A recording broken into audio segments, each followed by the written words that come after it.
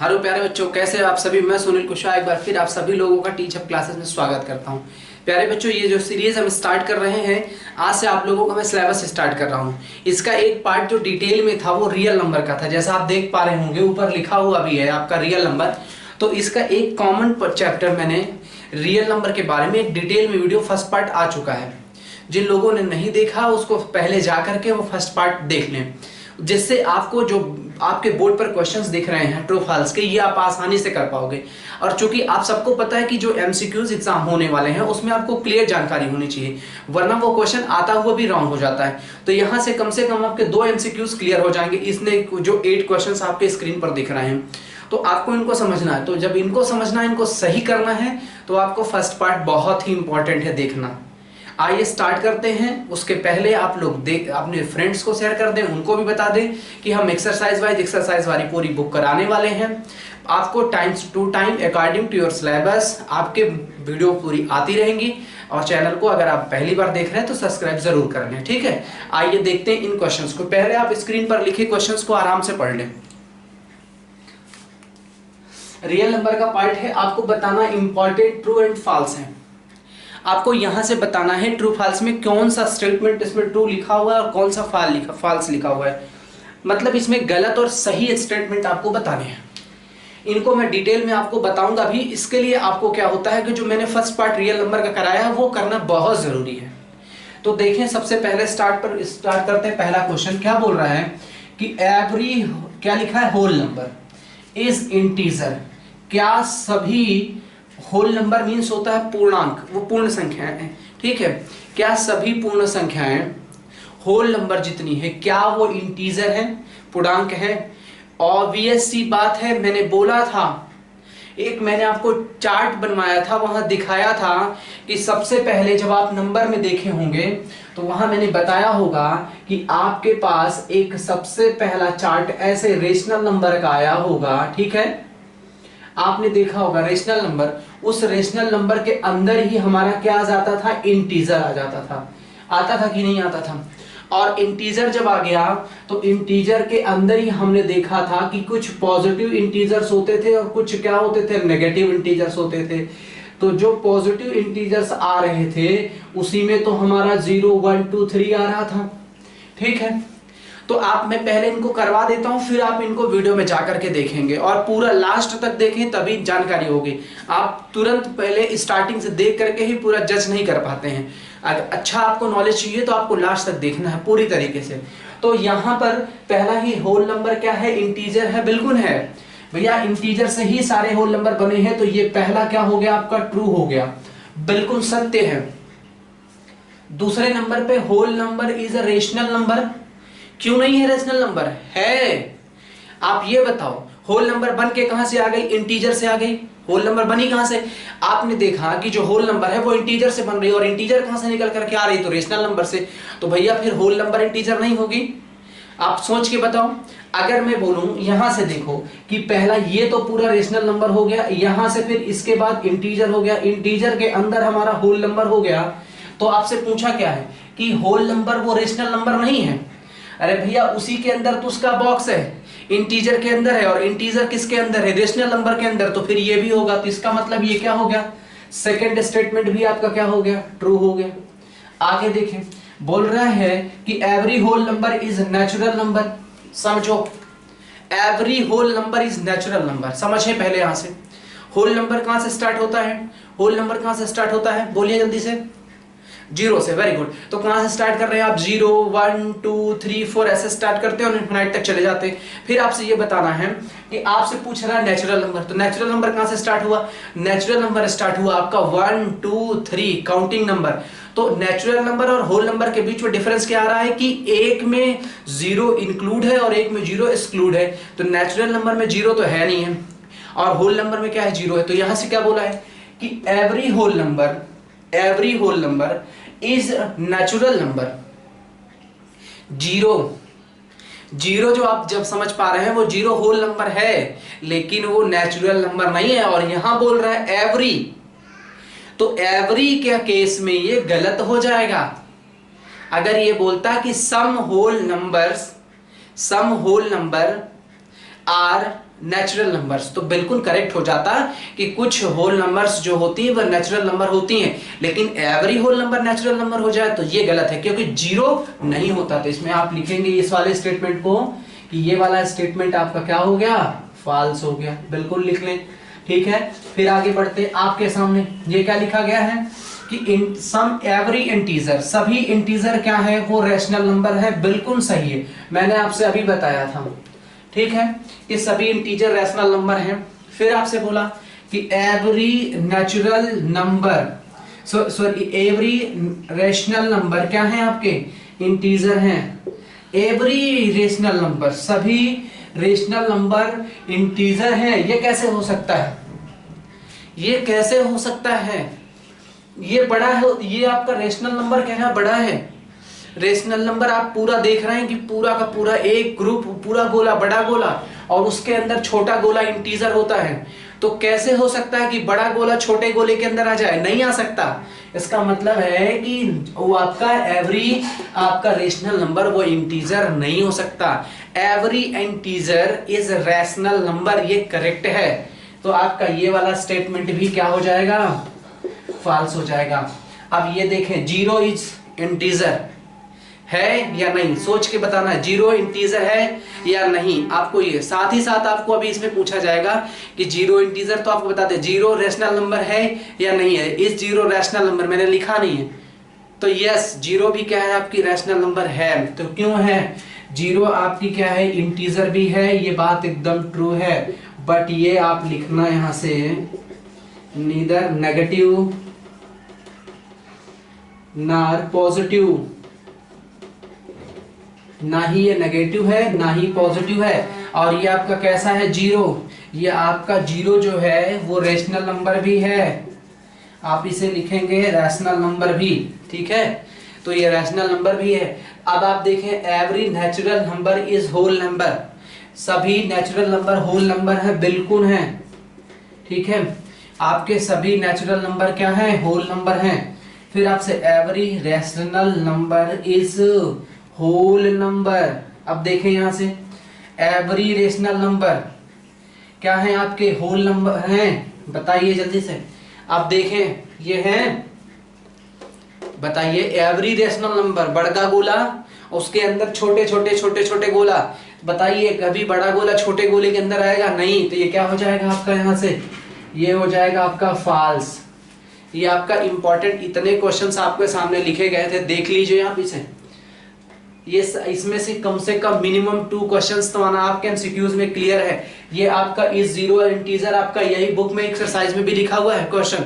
तो ये आप लोगों में जो अभी टॉपिक स्टार्ट हो रहा है, एक्सरसाइज की बात करूं, एक्सरसाइज 1.1 में है, तो इसमें एक मैं पीछे तो पढ़ा ही चुका था आपका फर्स्ट पार्ट, अभी मैंने भी करवाया।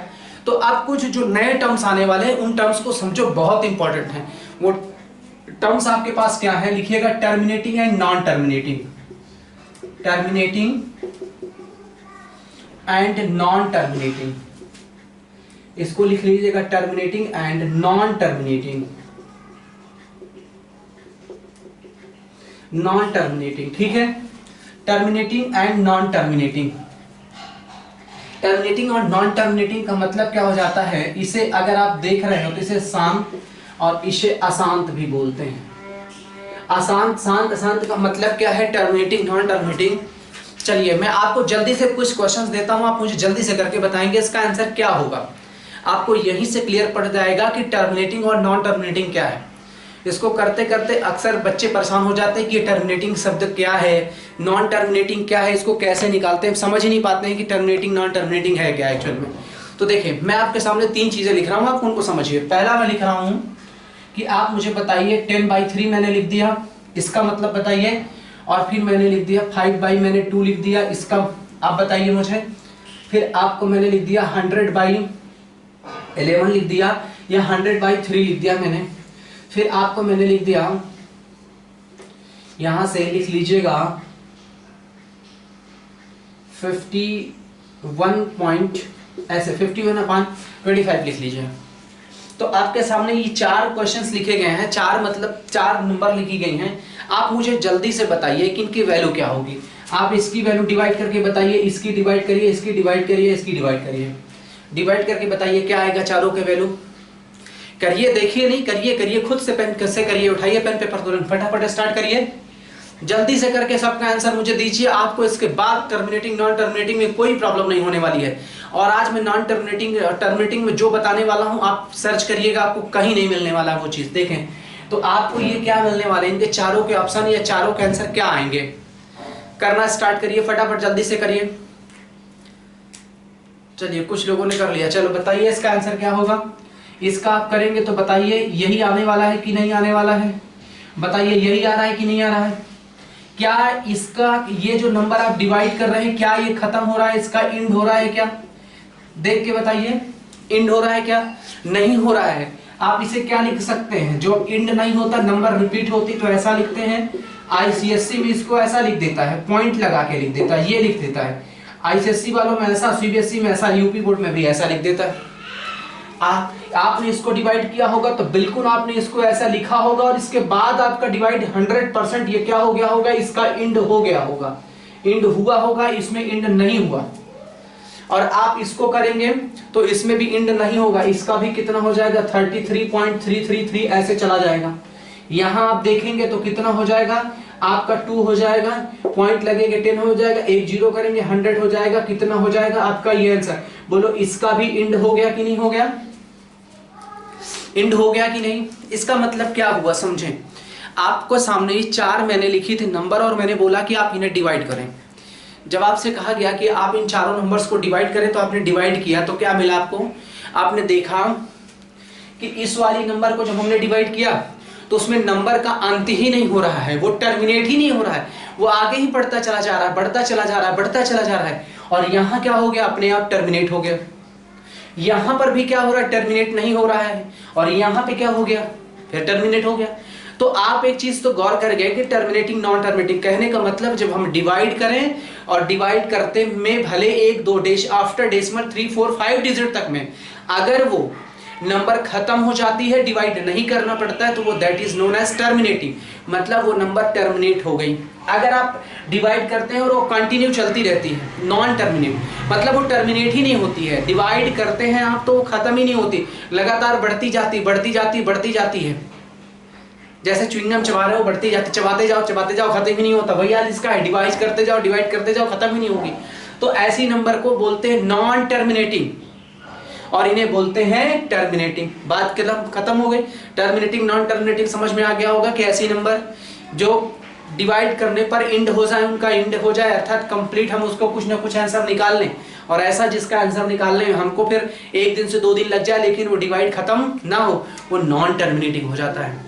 अब एक चीज और आप गौर करें कि टर्मिनेटिंग और नॉन टर्मिनेटिंग आया है तो किस कंडीशन पर आया है, गौर से देखें। अगर आप इसका आप देखें, इसका डिनोमिनेटर चेक करें और इसका डिनोमिनेटर चेक करें, तो आप और इनका डिनोमिनेटर चेक करें, तो डिनोमिनेटर जब आप चेक कर रहे हैं तो एक चीज आपके दिमाग में बार बार क्लिक करी, क्या इसमें सर जिसका डिनोमिनेटर, जिस भी नंबर के आप दोनों नंबर लिखिए जिसके डिनोमिनेटर में 2 या 5 आ रहा है, ठीक है, उसके फैक्टर में 2 या 5 आ रहा है, वो नंबर कभी भी डिवाइड करते हैं तो वो निश्चित ही टर्मिनेट हो जाएगी। और आप देख पा रहे हैं यहाँ 2 है, ओनली 2 है, टर्मिनेट हो गई। यहाँ 25 है, इसका मतलब 5 की पावर 2 है तो ये भी टर्मिनेट हो गई।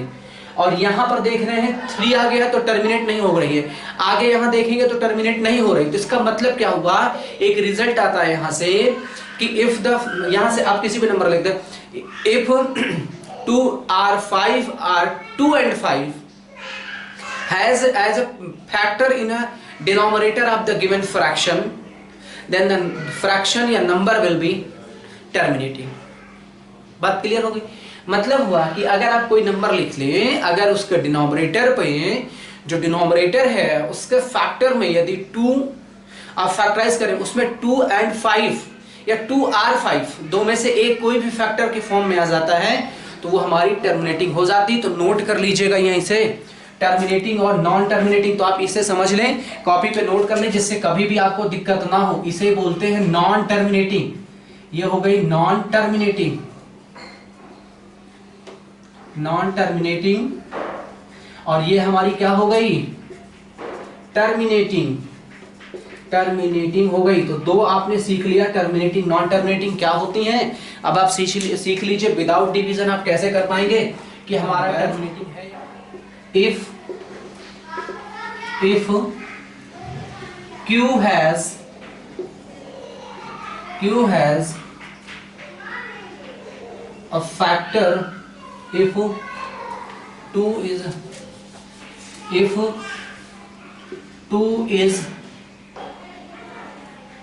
2 are 5, or 2 and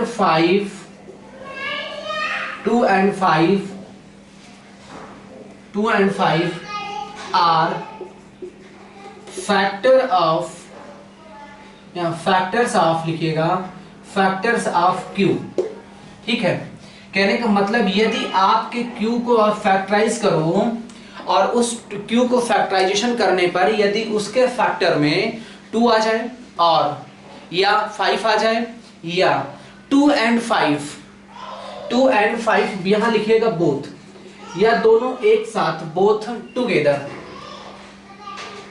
या बोथ टुगेदर आपसे दोनों एक साथ आ जाए तो उसे हम बोलते हैं कि वो हमारी क्या है, फ्रैक्शन, या वो नंबर हमारी कैसी है, टर्मिनेटिंग नंबर हो जाती है। बात क्लियर है? आप लिख लीजिएगा, अगर कोई नंबर लिखते हैं P, अब मैं एक आपको एकदम इसमें से ट्रिक लिख रहा हूं, आप समझ लीजिएगा ऐसे कि अगर आपके पास ऊपर कोई भी नंबर लिखी हो 2 की पावर n लिखा हो, और कोई नंबर लिखी गई उसमें 5 की पावर n लिखा हो, और आप P लिख लीजिए उसमें क्या लिखा होगा 2 की पावर n इंटू 5 की पावर n हो।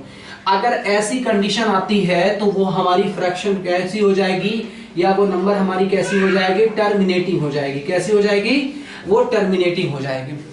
अगर इनके अलावा कुछ भी नंबर बीच में आ गई तो वो हमारा कैसे हो जाएगा, सीधा नॉन टर्मिनेटिंग में चला जाएगा। जैसे मैं आपको एग्जांपल दूं, एक एग्जांपल में लिख रहा हूं आपसे, यहां से समझ लीजिए कि जैसे एग्जांपल अगर मैं लिखूं, जैसे मैंने लिखा 3/1 अपॉन, यहां से मैंने लिखा 16, ठीक है 16 लिख दिया, फिर मैंने लिख दिया 246 अपॉन मैंने लिख दिया 125 लिख दिया, अब मैंने लिख दिया 3216 अपॉन में मैं लिख दिया यहां से 2 की पावर 6 इंटू 5 की पावर 4। अब आपको मैंने ऐसे लिख दिया, तो आप समझ गए कि आप इस 16 को क्या लिख सकते हैं, 2 की पावर 2, 2 जा 4, 2 जा 8, 2 जा 16, बोलो 4 बार में आया कि नहीं आया, तो 2 की पावर 4 हो गई, तो 2 की पावर 4 हो गई, इसका मतलब ये टर्मिनेटिंग हो जाएगा। 125 को क्या लिखेंगे, 5 5 जा 25, 5 जा 125, तो आप इसको भी कर लिए, 5 की पावर 3 बन गई। ये तो ऑलरेडी पावर के फॉर्म में लिखा है। अगर मान लीजिए ये पावर के फॉर्म में नहीं है तो बेटा आपको खुद समझना पड़ेगा कि जो डिनोमिनेटर लिखा गया है उसका आप प्राइम फैक्टराइजेशन कर लीजिए, उसका गुणनखंड कर लीजिए और देख लीजिए कि उसके प्राइम फैक्टराइजेशन में 2 और 5 के अलावा कोई भी नंबर नहीं आनी चाहिए। यदि वहां से 2 और 5 आता है तो वो हमारा क्या हो जाता है, नॉन टर्मिनेटिंग। मैं आपको एग्जांपल भी करके देता हूं, फिलहाल आप इसे समझ लें कि ये हमारा टर्मिनेटिंग हो गया, ये टर्मिनेट हो जाएगा। क्लियर हो गया? ये हमारा टर्मिनेट हो जाएगा। देखें नॉन टर्मिनेटिंग एक समझ रहे हैं कैसे, जैसे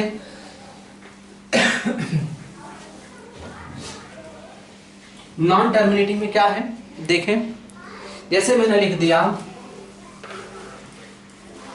क्या लिख दिया 5/1 अपॉन, यहां से मैंने लिख दिया 48। अब आप 48 लिख दिया, पावर के फॉर्म में लिखा नहीं है, डिनोमिनेटर में आपका 48 लिखा हुआ है।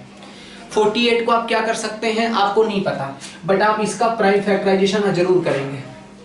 2 से करेंगे, बोलो कितना, 2 2 जा 4, 2 4 जा 8, यहां से करेंगे तो कितना हो जाएगा, 2 1 जा 2, 2 2 जा 4, फिर आप आगे बढ़ेंगे 6 जा 2, 3 जा, और यहां से 3, बोलो आ गया।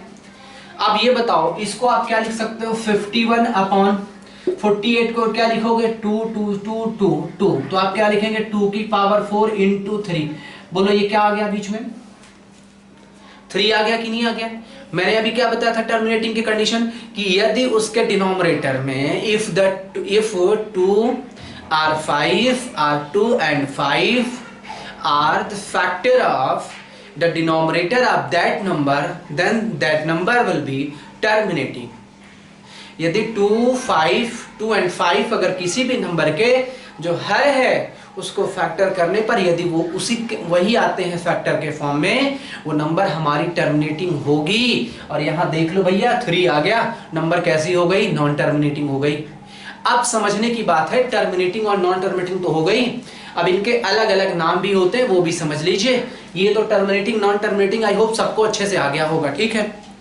आप लिख लें, कुछ अलग अलग टर्म्स हैं, कुछ बहुत अच्छे टर्म्स हैं जिनको लिखना बहुत जरूरी है, जानना भी। आप लिख लें, जैसा आप देख पा रहे हैं जो टर्मिनेटिंग लिखा हुआ है इसका एक दूसरा नाम भी है टर्मिनेटिंग को, इसको बोलते हैं नॉन रिकरिंग। लिख लें इसको, जो हमारा टर्मिनेटिंग होता है इसे ही हम लोग बोलते हैं, क्या बोलते हैं, नॉन रिकरिंग। इसको लिख लें,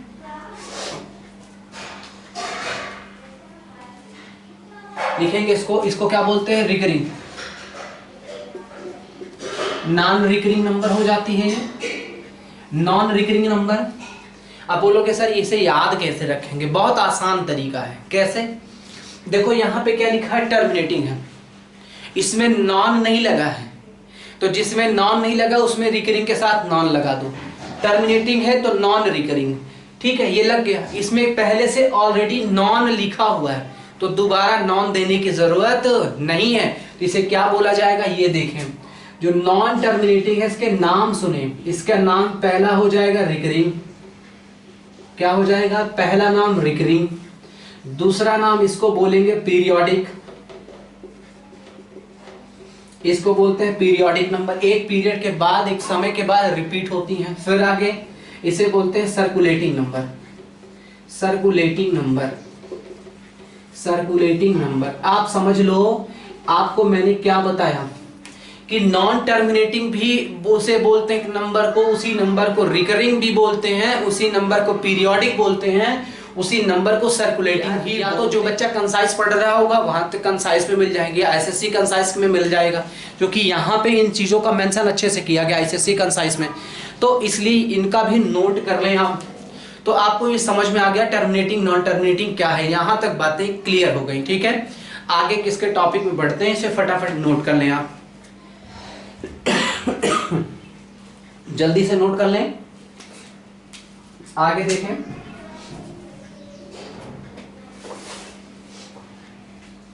जब आपने नोट यहां तक कर लिया है तो हम आगे आपको लेके चलेंगे। क्या आपके कुछ वर्ड्स प्रॉब्लम थी जो आप वर्ड प्रॉब्लम कर पाएंगे, ठीक है। अब आप हम लोग आते हैं रेशनल नंबर पे। बहुत अच्छा कंसेप्ट, बहुत अच्छा टॉपिक सिखाने वाला हूं, वो ध्यान रखेंगे। ये सब आपने कर लिया है। आज का ये बहुत अच्छा टॉपिक है, ठीक है। ये फर्स्ट एक्सरसाइज ही समझ ले, फर्स्ट एक्सरसाइज का ही क्वेश्चन है। फाइंड, आपको पहले निकालना है one rational number, one rational number between A and B. अगर आपके पास ए एंड बी दो नंबर हैं, ए और बी, और उनके बीच आपको एक रैशनल नंबर निकालनी है, तो आप उन्हें कैसे निकालेंगे, देखें जरा। Find one rational number between A and B. A and B के बीच में अगर आपको एक रेशनल नंबर निकालनी है तो इससे ज्यादा इजी क्वेश्चंस हो ही नहीं सकता है। पूछे क्यों? अरे भैया ए, आपको दो चीजें आपको अच्छे से पता होनी चाहिए, भी नंबर लाइन भी आपको मैं पढ़ाने वाला हूं, वहां से भी आपको क्लियर होगा। फिलहाल तो आपको ये देखना है कि ए और बी के बीच में एक चाहिए। तो करना क्या होता है, जब कभी भी आपको वन रेशनल नंबर चाहिए, ठीक है, वन रेशनल नंबर, तो आपको करना कुछ नहीं है, बस आपको दोनों को प्लस करके बाई 2 कर देना है। मान लीजिए नंबर फ्रैक्शनल है और कुछ बच्चों को फ्रैक्शन नहीं आती है, अभी भी बच्चे 8th क्लास में पढ़ के चले आएंगे, अभी मान लीजिए उनको फ्रैक्शन का ऐड करना नहीं आएगा, वो अक्सर मिस्टेक यहां करेंगे, तो उनको समझाने की जरूरत है। अगर आप लोग कहेंगे, कमेंट कर दीजिएगा, अगर आप लोग कहेंगे कि आप सर पढ़ा दीजिए फ्रैक्शनल चीजें, तो मैं आपको फ्रैक्शन में जितनी भी तरीके के टाइप्स हो सकते हैं वो सारे टाइप्स में बता दूंगा, ठीक है। तो अगर मान लीजिए ए और बी फ्रैक्शन हो जाए तो आपको 1/2 करके ऐसा भी लिख दिया जाना है, a प्लस बी पहले प्लस करके 1/2 कर देना है। एग्जाम्पल मैं आपको दे रहा हूं इसका, कैसे, मान लीजिए 3 and 4 के बीच में आपको चाहिएगा, 3 and 4, तो जब आपको 3 एंड 4 के बीच में चाहिए तो ये तो फ्रैक्शन नहीं है, ये तो फ्रैक्शन नंबर नहीं है, तो आप फ्रैक्शन नंबर नहीं है तो इसका मतलब इंटीजर है, तो आप इसे कैसे करोगे भाई, आप R1 लिख लोगे, एक ही तो निकालनी है तो दोनों का प्लस कर देना है और बाई 2 कर देना, ये फॉर्मूला लिखा है। तो कितना हो जाएगा आपका, आप कहोगे सर 7/2, यही आंसर हो जाएगा।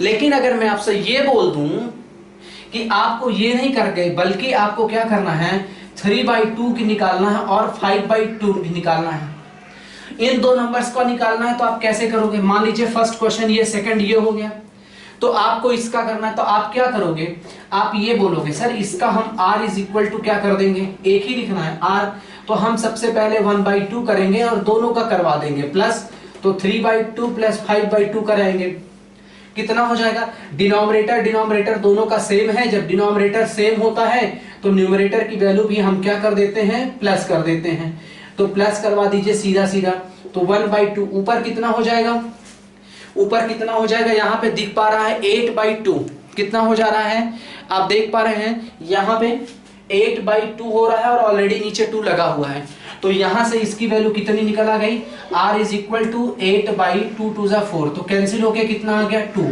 तो एक रेशनल नंबर ये आ गई, किसकी, इन दोनों की फ्रैक्शनल वैल्यू, इसकी आपको मैंने ऐसे करवा दिया, तो दो चीज तो समझ गए। अब अगर मान लीजिए, अब थोड़ा बेसिक मुझे समझा के लेके चलना पड़ेगा, क्योंकि आगे ऐसी चीजें आएंगी जिसमें बच्चों को प्रॉब्लम ना हो, तो इसलिए वो चीज समझ लें। मान लीजिए यहां से आपके पास में लिख दूं कि आप चलो ठीक है, वन रेशनल नंबर निकालना है आपको, 3/5 है और 1/3 है, ऐसे करके निकालना है आपको वन रेशनल नंबर, तो आप कैसे करोगे, तो सबसे पहला आपको क्या करना चलेगा, आपको r इज इक्वल टू आप 1/2 तो लिखेंगे और यहां से 3/5 भी लिखेंगे प्लस 1/3 भी लिखेंगे, आप इन दोनों का क्या करेंगे, एलसीएम लेंगे।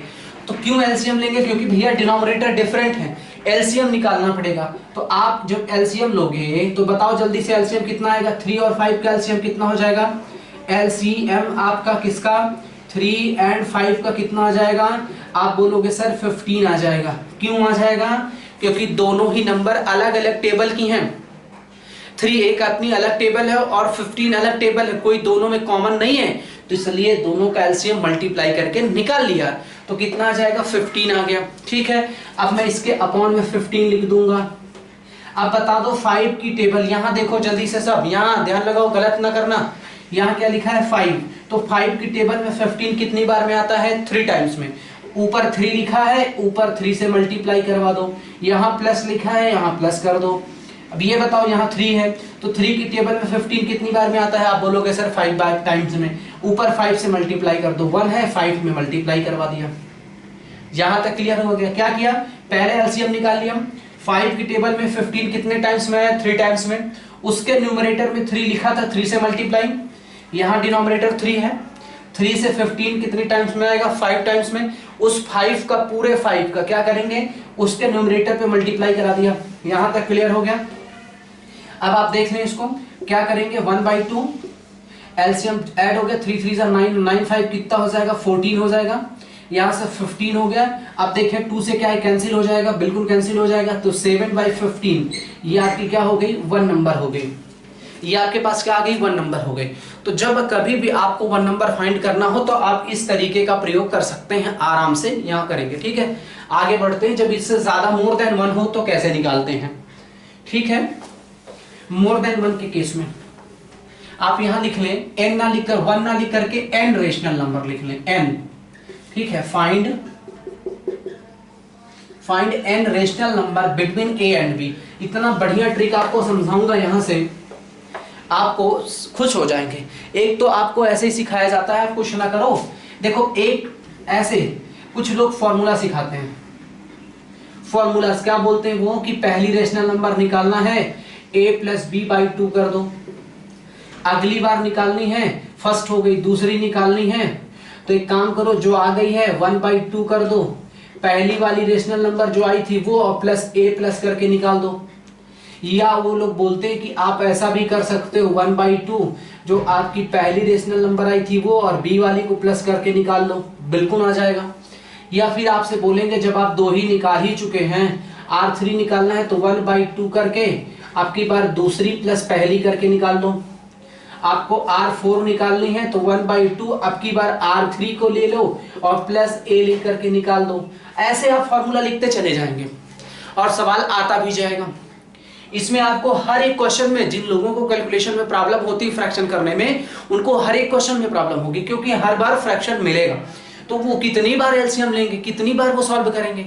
तो देखो, एक तो ये तरीका बहुत आसान है कि आप दोनों का पहला निकालना, दोनों का +/2 कर दो, मैंने अभी बताया। दूसरी नंबर निकालनी 1/2 करके R1 और प्लस a के साथ कर सकते हो, या आप b के साथ कर सकते हो प्लस करके, और वही सीरीज बार बार लेते चलो, पीछे वाली नंबर और प्लस a प्लस करके /2।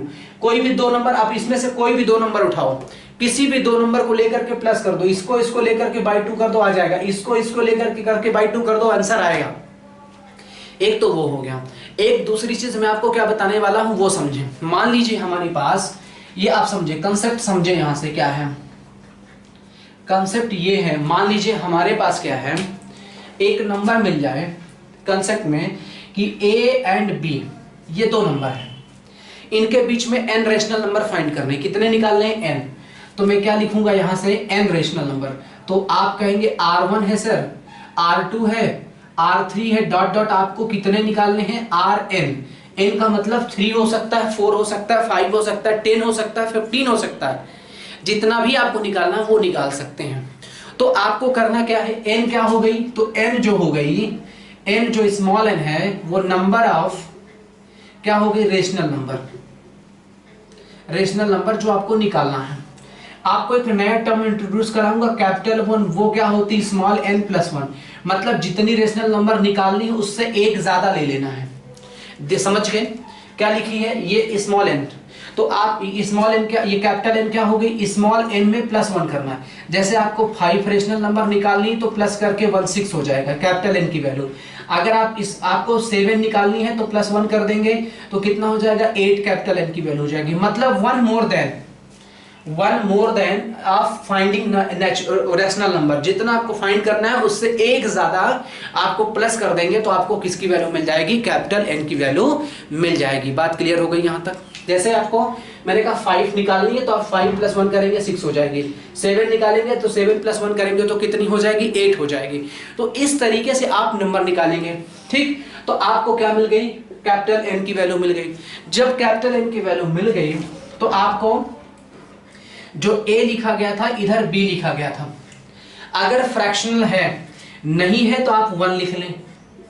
अब इसके ऊपर दोनों का मल्टीप्लाई n से करवा दें और यहां भी मल्टीप्लाई n से, इधर भी कैपिटल n से मल्टीप्लाई करवा दें, नीचे भी कैपिटल n से। बीच में आप लिख सकते हैं R1, R2, R3 dot dot Rn।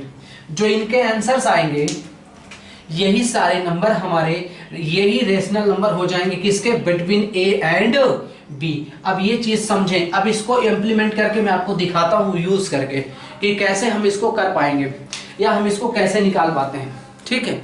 इसको हम करेंगे कैसे, इस फॉर्मूले का यूज कैसे करेंगे। आपको इस वाले फॉर्मूले से ये बेहतर मिलेगा, क्योंकि आपको यहाँ पे कैलकुलेशन करना पड़ेगा। यहाँ पे कैलकुलेशन कुछ भी नहीं करना है, बस इसमें 2 ही स्टेप फॉलो करने हैं। जब फ्रैक्शन के डिनोमिनेटर इक्वल ना हो तो डिनोमिनेटर को हमको इक्वल करना पड़ेगा, अगर इक्वल है तो कोई बात ही नहीं करना है, ठीक है। यहाँ तक क्लियर है, यहाँ तक आई होप पूरी बातें क्लियर होंगी। सवाल करके दिखाता हूँ इसका एग्जाम्पल, देखिए इसका, देखिए कि एग्जांपल में करके आपको दिखा रहा हूं, ठीक है। क्या करना है, सबसे पहले मान लीजिए आपके सामने मैं 3 और 4 का ही करके दिखा देता हूं, ठीक है। आपके पास लिख लीजिएगा, फाइंड